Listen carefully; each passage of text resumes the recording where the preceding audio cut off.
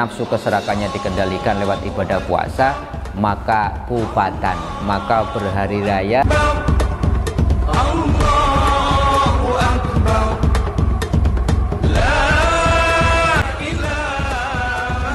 Assalamualaikum warahmatullahi wabarakatuh.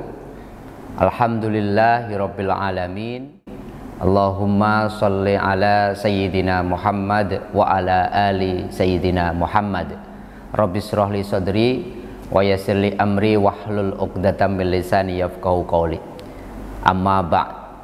Saudara-saudaraku, pemirsa channel Tauhid Cinta, semoga kita semua senantiasa Allah anugerahi kesehatan lahir dan batin, Allah limpahi bimbingannya sehingga kita bisa istiqomah selalu di jalannya, jalan yang lurus. Amin, amin ya rabbal alamin.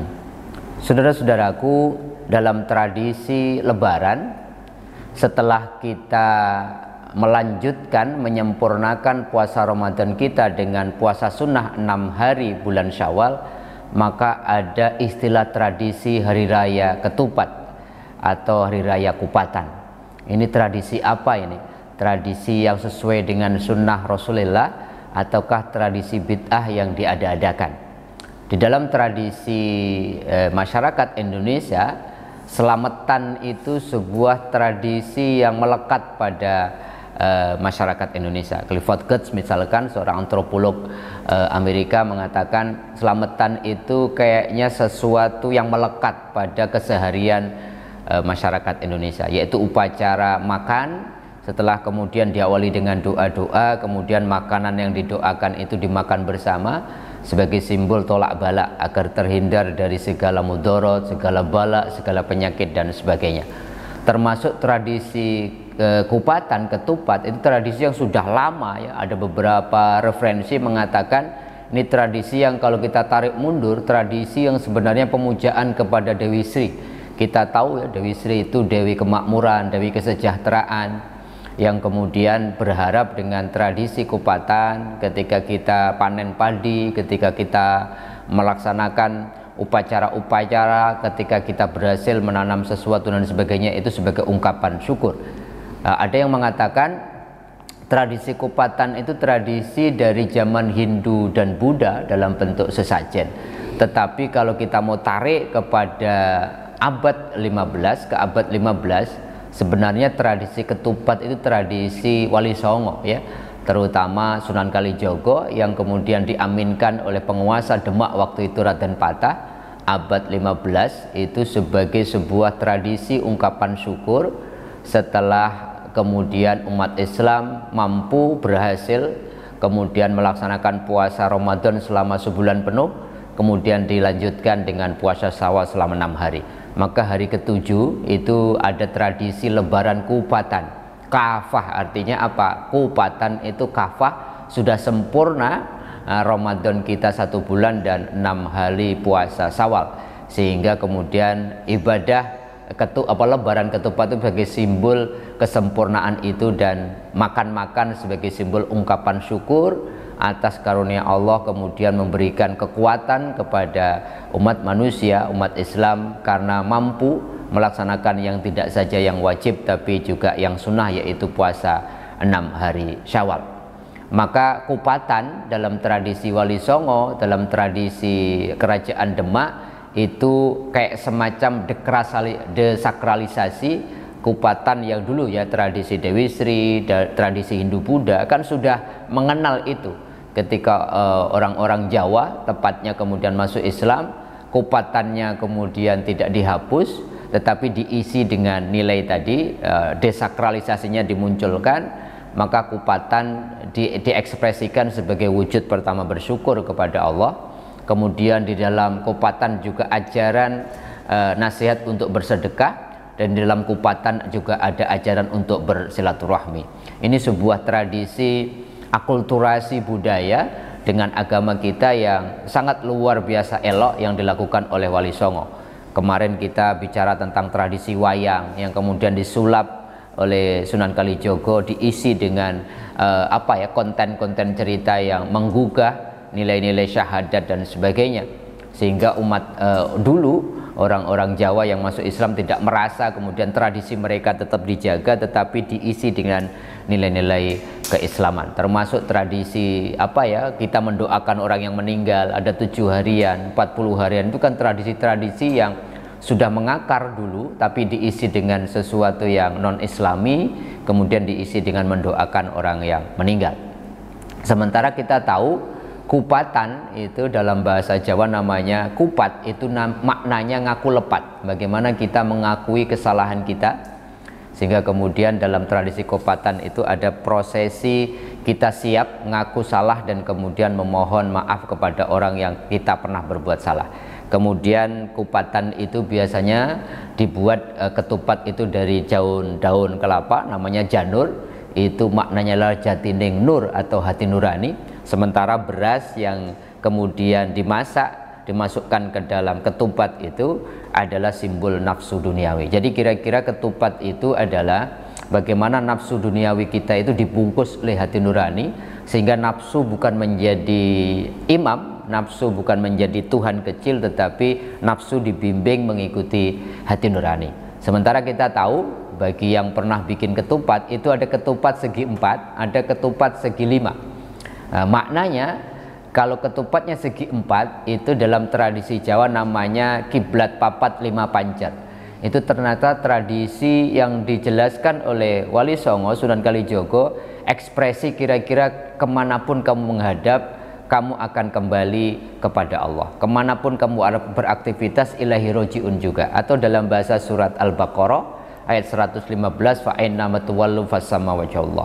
Kemanapun kamu menghadap, di situ ada wajah Allah. Jadi itu luar biasa. Bagaimana kemudian kiblat papat 5 pancar, ada 5 arah itu. Kemanapun kita berjalan, kemanapun kita beraktivitas, tapi pancarnya, kiblatnya yang penting adalah Allah Subhanahu wa Ta'ala. Sementara segi 4, menurut beberapa penafsiran, itu bagaimana kita kemudian menahan atau kemudian menaklukkan 4 nafsu yang ada dalam diri manusia selama berpuasa. Pertama nafsu emosi, kemudian nafsu untuk makan dan lapar dan dahaga, nafsu mencintai keindahan, dan nafsu menginginkan sesuatu yang tidak pernah ada habisnya, greedy ya, keserakahan. Jadi kalau emosinya sudah kemudian dikendalikan, rasa laparnya sudah dikendalikan, sesuatu senang kepada yang indah kemudian dikelola, dikendalikan, dan kemudian nafsu keserakahannya dikendalikan lewat ibadah puasa, maka kupatan, maka berhari raya semuanya sudah sempurna. Kita menjadi manusia yang bisa punya empati, punya imsak, pengendalian diri, sehingga kita bisa menjadi manusia yang luar biasa. Sementara kalau ketupatnya segi 5, itu menurut beberapa tafsir maknanya adalah barang 5 rakeno ucul, yaitu barang yang 5 yang tidak boleh dilepaskan, tidak boleh ditinggalkan. Ini maknanya adalah sholat 5 waktu yang tidak boleh ditinggalkan dalam kondisi apapun kita. Terutama bagi laki-laki kan ada cara-cara kita kalau tidak bisa melaksanakan, menegakkan sholat dengan kondisi yang normal, bisa jamak, bisa qashar dan sebagainya. Itulah yang kemudian filosofi luar biasa dari tradisi ketupat. Kira-kira kalau orang lebaran ketupat itu mereka mengaku kesalahan masing-masing, siap melepaskan dendam, saling memaafkan, dan kemudian bisa silaturahmi, makan-makan bersama. Di situ ada syukur, di situ ada sedekah, di situ ada tradisi silaturahim.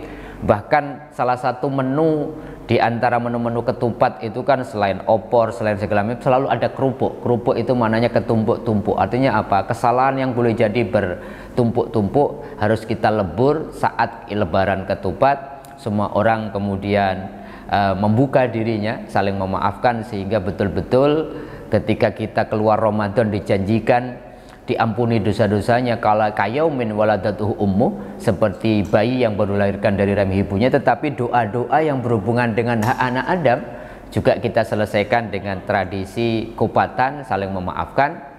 Dan beberapa tafsir mengatakan untuk bikin ketupat itu kan kalau tidak terbiasa gitu susah, komposisinya, caranya susah. Itu tradisi yang menggambarkan bahwa susahnya merangkai ketupat itu seperti susahnya kehidupan. Kadang kemudian kehidupan itu tidak pernah selalu enjoy, selalu indah, selalu ada aral dan kemudian halangan. Di dalam tradisi Quran selalu sebutkan ujian itu sebagai sebuah keniscayaan.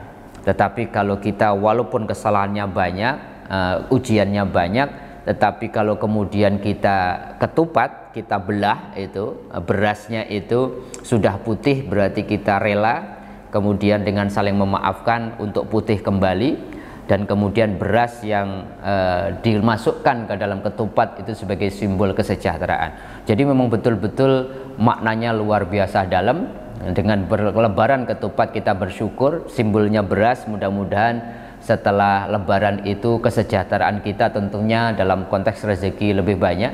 Di dalam tradisi ketupat ada sedekah, kita saling menghantarkan ketupat ke tetangga dan sebagainya untuk tidak bahagia sendirian, tapi juga ada tradisi silaturahmi. Saya sampaikan tadi, dalam tradisi silaturahmi yang paling utama adalah bagaimana hak dan dosa-dosa adami kita yang berhubungan secara sosial itu diselesaikan setelah dosa-dosa dengan Allah kita selesaikan lewat ibadah puasa. Itulah beberapa catatan teman-teman sekalian tentang tradisi lebaran ketupat. Mudah-mudahan bisa memberikan ilmu baru, inspirasi baru, dan kemudian kalaulah tahun ini Allah masih izinkan kita berlebaran ketupat, kita berlebaran dengan makna yang berbeda, sehingga kemudian bisa lebih khidmat, bisa lebih menjadikan lebaran ketupat kita juga bagian dari peribadatan kita kepada Allah Subhanahu wa taala. Mudah-mudahan ada manfaatnya. Sampai ketemu lagi di lain waktu dan kesempatan. Selamat menjalankan ibadah puasa dan berlebaran.